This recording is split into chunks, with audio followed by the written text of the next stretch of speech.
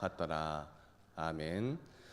오늘 이 새벽 시간에도 아버지 앞에 나와 기도에 힘쓰시는 여러분을 진심으로 환영하고 축복합니다. 오늘 말씀의 제목은 분열되는 이스라엘이라는 제목입니다. 오늘 말씀에서는 솔로몬이 죽은 후 그 아들인 르호보암에게 권력이 승계되는 과정에서 발생한 일을 보여주고 있습니다. 지난주에 저는 솔로몬이 잘했던 몇 가지에 대해서 말씀을 드렸죠. 물론 그것도 정치적으로 잘했지만 신앙적으로는 잘하지 못하였던 부분을 짚으며 말씀을 드렸었습니다. 여러분 한번 생각해 보십시오. 그렇게 잘해 놓으면 뭐합니까? 일주일밖에 안 지났는데 나라가 쪼개졌습니다. 기본적인 걸 안 챙겨서 나라가 쪼개져 버렸는데 그것이 과연 잘한 것이냐 하는 것을 우리가 생각해 보아야 합니다. 물론 우리가 한 시대를 살아가는 우리의 짧은 인생 속에서 우리의 삶만 생각을 한다면 그렇게 생각할 수도 있습니다. 그런데 우리에게는 여러 가지 것들이 있지 않습니까? 우리를 여러 가지 생각을 하게 하는 여러 가지 좋은 책들도 많이 있고, 굳이 성경이 아니더라도 여러 가지 좋은 책들이 있고, 또 성경 안에도 이러한 것들이 다 담겨 있지 않습니까? 우리가 우리의 앞길만 바라보면서 나아가면 안 된다. 우리가 바라보아야 할 것은 하나님께서 우리에게 보여주시는 그 길, 예수 그리스도께서 우리가 나아가기를 원하시는 그 길을 나아가야 우리가 망하지 않는 길임을 우리 이렇게 자세히 볼 수 있습니다. 솔로몬이 어떤 왕입니까? 지혜의 왕 아니겠습니까? 그런데 그 지혜의 왕이 그 지혜로 나라를 이렇게 다스려 놓으면 뭐합니까? 하나님의 뜻을 따라 그 기본을 따라 행하지 않을 때의 나라는 결국 어떻게 되었나요?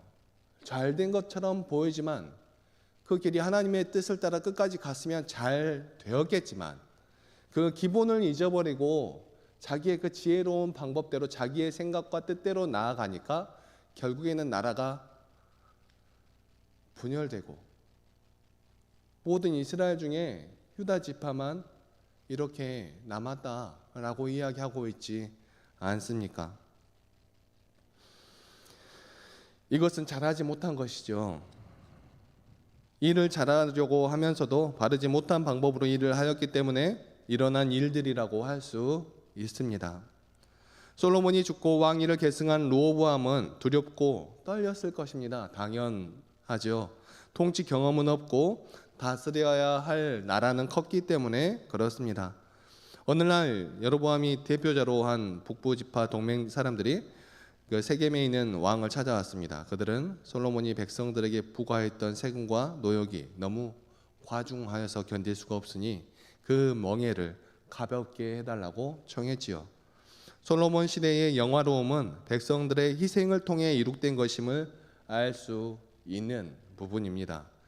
솔로몬이 잘한 것처럼 보였지만 그게 변질되어서 결국에는 자기의 뜻대로 이끌어갔기 때문에 백성들을 사랑한 것이 아니라 자기 업적을 세우려고 하였던 일들, 그게 잘한 일입니까?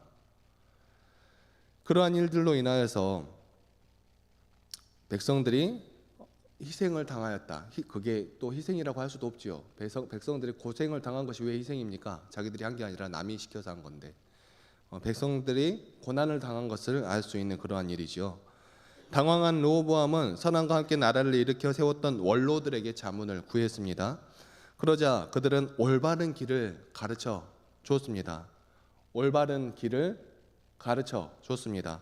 이 사람들이 솔로몬과 함께 있었지만 솔로몬보다 뛰어난 자들입니까? 못난 자들입니까? 지혜로 따지면 누가 솔로몬한테 이기겠습니까? 지혜의 왕이라고 이름을 날렸던 그러한 사람인데 근데 이 원로들이 바른 말을 합니다. 이 원로들이 솔로몬보다 지혜로웠을까요? 아니요. 솔로몬보다 지혜롭지 못했을 것입니다. 지혜로만 따지자면.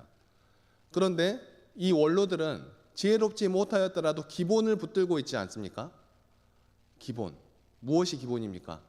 하나님을 사랑하고 이웃을 사랑해야 하는 것. 이스라엘 왕이 해야 할 일들이 무엇이었습니까? 세상 나라의 왕들은 세상 나라를 잘 자기가 그 나라의 왕이니까 자기 마음대로 하면 된다는 그런 생각을 가지고 있었을지도 모릅니다.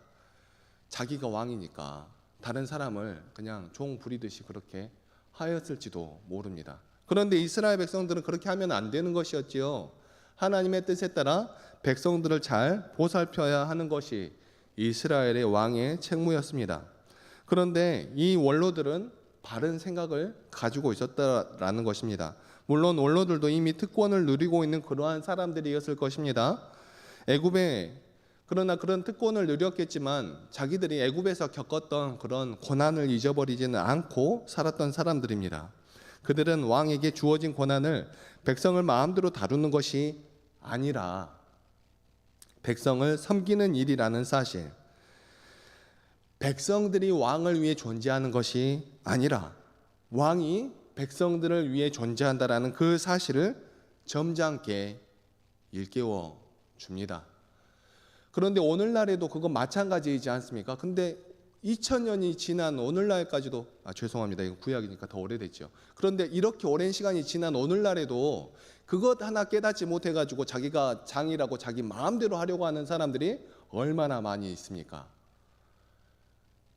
어떤 단체나 어떤 나라의 장은 그 단체나 그 나라가 자기 마음대로 가도록 그렇게 이끌어가는 것이 아니라 그 백성들의 목소리에 귀를 기울이고 그 백성들이 잘 살아갈 수 있는지, 구성원들이 잘 나아가고 있는지 그것을 보살피면서 인도하는 것이 장이 아니겠습니까? 그런데 장이 무엇인지도 모르고 행하는 그러한 사람들, 누가 그런 사람들 뽑았습니까?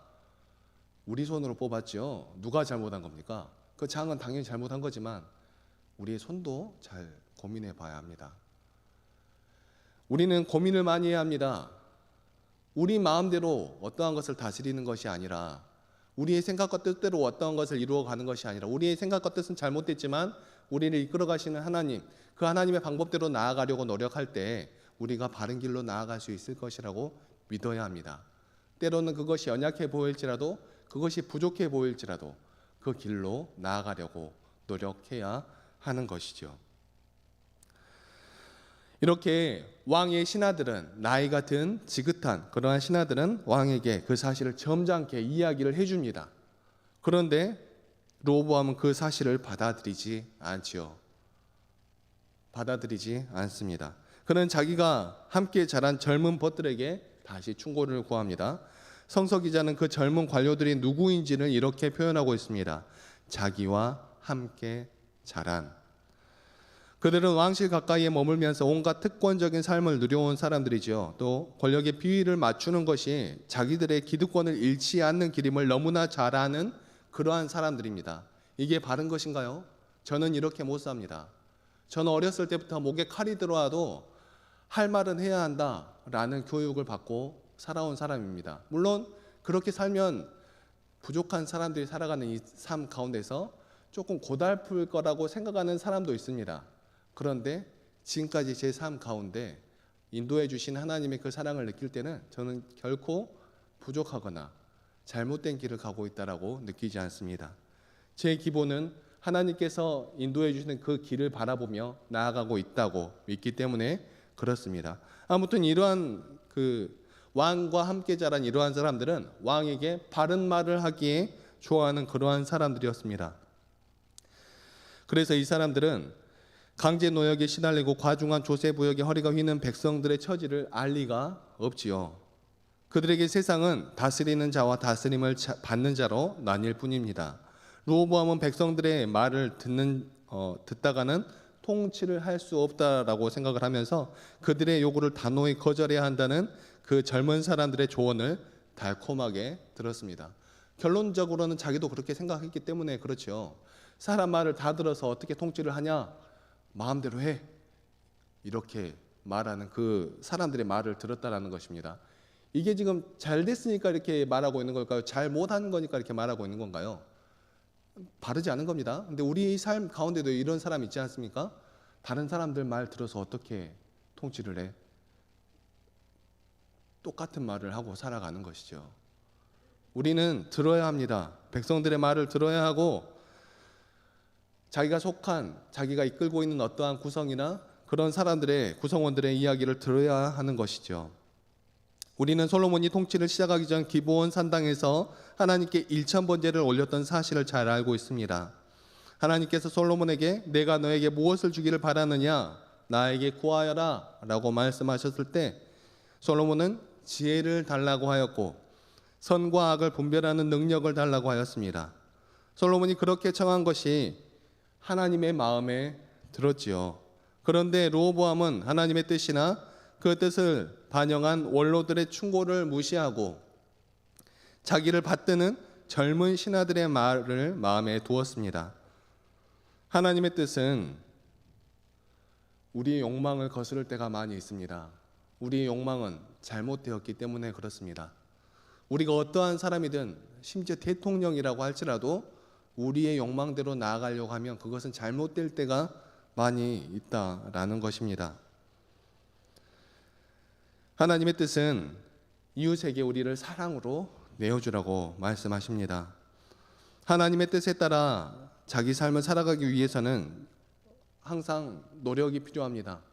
자기의 삶을 돌아보려고 하는 노력이 필요하고 내가 지금 바른 행동을 하고 있는지 노력이 필요합니다. 노력이 필요하다는 것은 물론 힘이 든다는 이야기이죠. 힘이 듭니다. 바르게 살려면. 바르게 살려면 힘이 듭니다.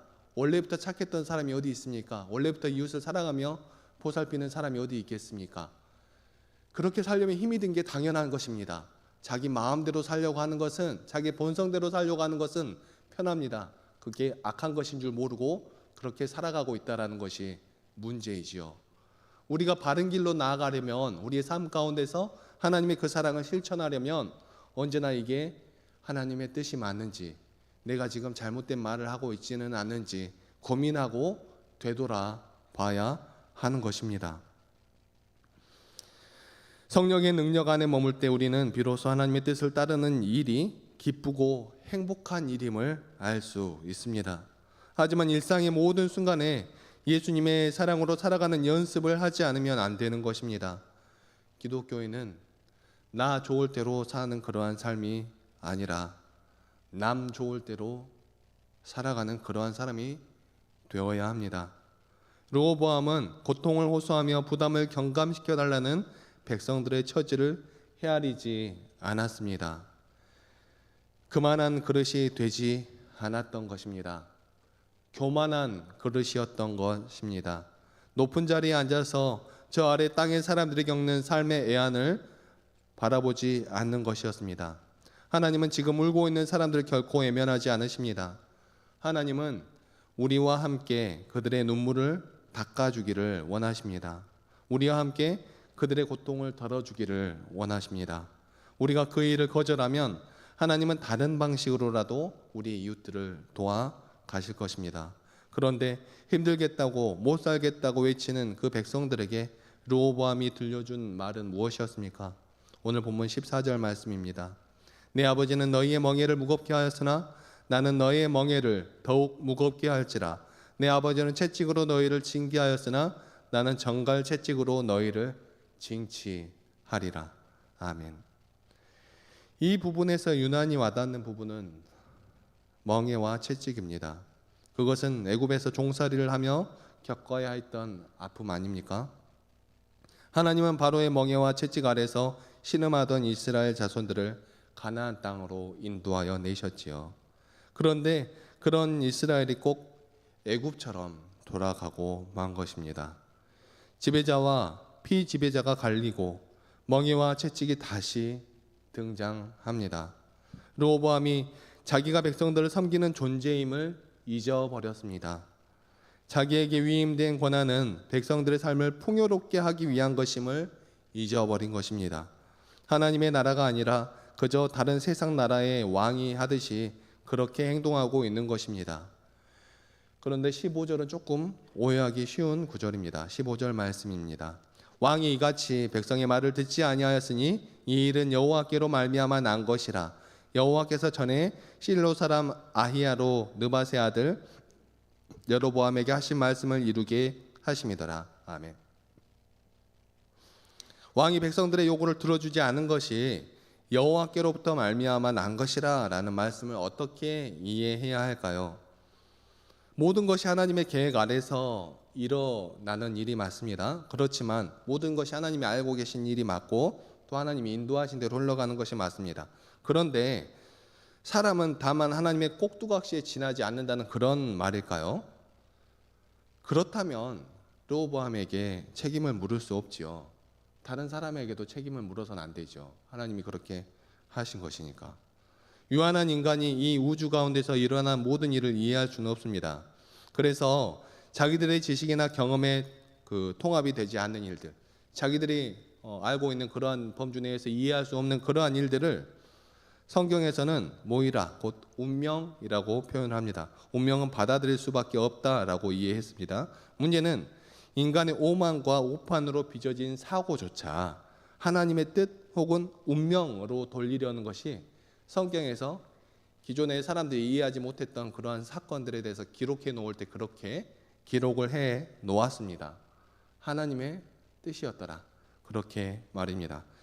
하나님이 그러한 일들을 허락하신 것입니까? 예를 들어서 세월호 참사가, 수해 현장에서 해병대 대원이 죽은 사고가, 할로윈 때 일어난 이태원에서 일어난 그 사고들이 하나님의 뜻 가운데서 일어난 사고냐 이 말입니다. 그것이 아무 사람의 잘못도 없이 그냥 하나님의 계획대로 일어난 일이냐 하는 것이죠. 아니라는 것입니다. 사람이 잘못하여서 일어난 인재가 있다라는 것이죠. 그런데 옛날 사람들은 그 모든 일들을 다 하나님의 뜻으로 이야기해버리는 경우가 많이 있습니다. 그렇다면 하나님은 어디 계십니까? 그 혼란과 고통의 한복판에서 희망과 빛을 창조하고 계시는 분이 하나님이십니다. 성도들은 그러한 하나님의 창조적인 사역에 부르심을 받은 사람들이죠. 멍에와 채찍으로 하는 지배하는 그러한 사람들을 그러한 것들은 사람들을 갈라놓게 마련입니다. 예수님은 제자들에게 하나님 나라의 통치 원리를 이렇게 가르치셨습니다. 마태복음 20장 25절에서 27절 말씀입니다.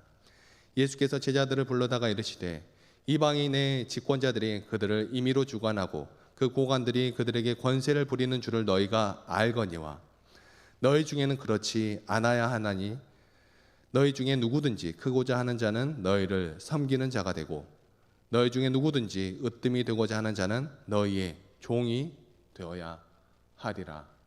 아멘. 섬기는 사람은 당연히 구성원들을 섬기는 사람이어야 합니다. 근데 말로만 섬기는 사람이라고 하고 자기 마음대로 하는 그러한 사람은 섬기는 사람이 아니죠. 다른 이들의 어깨에 무거운 멍에를 얹고 채찍으로 그들을 치는 이들이 있는 곳에는 평화가 있을 수 없습니다. 우리는 멍에와 채찍이 아니라 십자가가 우리의 중심이 되어야 하는 것이지요. 십자가는 타인을 위해 나를 내어주는 그러한 모습입니다. 하나님의 뜻에 대해 아멘으로 화답하기 위해 우리의 욕망을, 우리의 욕심을 부정하는 것입니다. 그 길이 아니고는 우리가 하나님의 나라에 들어갈 수가 없습니다. 요한복음 14장 6절 하반절 말씀입니다. 내가 곧 길이요 진리요 생명이니 나로 말미암지 않고는 아버지께로 올 자가 없느니라. 이 말씀은 누구든지 예수님을 자기의 삶의 푯대로 삼지 않고는 하나님께 갈 수 없다는 말로 이해할 수 있습니다. 우리 모두 예수님께서 우리에게 보여주신 대로 나보다 남을 낮게 여기며 다른 모든 사람들에게서 배우려고 노력하면서 하나님께 영광을 돌리는 귀한 삶을 살아가는 믿음의 성도들이 다 되시기를 간절히 소망합니다. 그렇게 행하지 않은 솔로몬으로 인해서 또 그렇게 행하지 않은 르호보암으로 인해서 이스라엘은 하나님의 나라는 둘로 나눠지게 됩니다. 말이 둘이지 유다 지파와 그곳에 거의 함께 살다시피 한 베냐민 지파 외에는 거의 모두 등을 돌리게 된 것입니다. 사랑하는 성도 여러분, 누구나 부족합니다. 부족할 수 있습니다. 그런데 부족한 것이 하지만 부족함 가운데 머물며 그것을 당연하다 여기는 것이 아니라 하나님의 뜻을 따라 살아가려고 노력하며 하나님의 방법대로 예수 그리스도의 그 길대로 나아가는 믿음의 백성들이 되시기를 간절히 소망합니다. 기도하시겠습니다. 사랑과 은혜가 충만하신 하나님 아버지 너무나 감사합니다. 부족하고 나약하고 못난 저희를 사랑하여 주시어서 끝까지 포기하지 아니하시고 이렇게 또 아버지의 집으로 불러주셔서 하나님의 말씀을 듣게 하시고 예수 그리스도의 그 길이 무엇인지 다시 한번 고민하게 하여 주시고 부족한 우리를 그 길을 따라 나아오라 하시니 너무나 감사합니다. 아버지, 우리가 하나님 아버지의 그 부르심에 순종하며 아버지께로 나아가는 아들, 딸들이 되게 하여 주시옵소서. 값없이 거저 주셔서 그 소중한 가치를 모르고 내팽개쳐 버리는 것이 아니라 아버지와 그 한량없는 그 사랑을 알아서 너무너무 감사하는 그 마음으로 아버지께로 나아가는 우리들이 되기를 원합니다. 또한 하나님께서 우리를 사랑하여 주셨듯이 하나님을 사랑하고 이웃들을 사랑하며 나아가는 우리를 될 수 있도록 하여 주시고, 우리가 우리의 삶 가운데서 우리의 욕심과 교만하고 잘못된 그러한 생각들로 나아가는 것이 아니라 예수 그리스도의 그 길, 생명의 길을 따라 나아갈 수 있는 믿음의 백성들이 다 될 수 있도록 도와주시고 인도하여 주시옵소서. 오늘 하루도 함께하여 주실 줄 믿사오며 이 모든 말씀 사랑이 충만하신 우리 주 예수 그리스도의 이름으로 기도하옵나이다.